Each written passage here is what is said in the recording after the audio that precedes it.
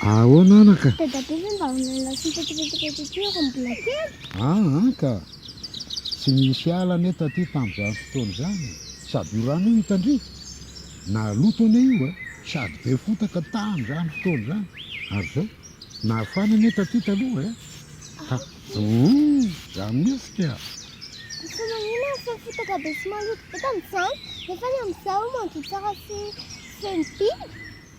Ka taloha ny anaka mpandoto sy manaza ny tontolo iainana ny olona teo aloha, ary zao mandripaka ny ala sy ampy haverana, ary nefa tsy mahalala mamboly hazo kely akory ry solon'ireo ala voaripaka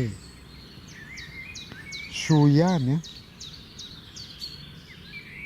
taty aoriana dia tonga saina ny olo nanomboka namboly hazo amin'izay ny olona feno 20 taona, dia izao hitanao zao maitso mavana saina rano madio azondry zany.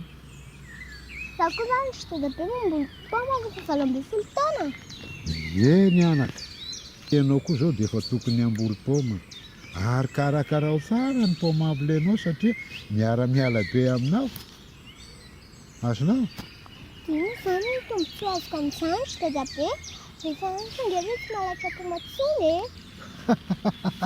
Eta alohany ianao no nahatonga anay hikarakara ny hazo sy mikarakara ny tontolo iainana, dia tsy tena hoe ho tombosoanay fa tombosoanareo taranaka sy mizavikelynay rehetra azondry zany matondry afaka mianika manga teto ary afaka mihinana paoma, dia satria zahay tamin'ny fahatanoranay dia namboly sy karakara zao tontolo manodidina izao. Ankehitriny ny dadanareo sy ny mamanareo dia mamboly vary sy mamboly karaoty, iorana koa moa betsaka raha teo. Ny dadatonareo aza tia manjono dia manjono izy, nentonareo manasa lamba amin'io rano be io, raha simba daholo ny ala ka sady sy mamboly azo zahay tamin'ny andronay dia tsy nisy paoma nohaninareo teto.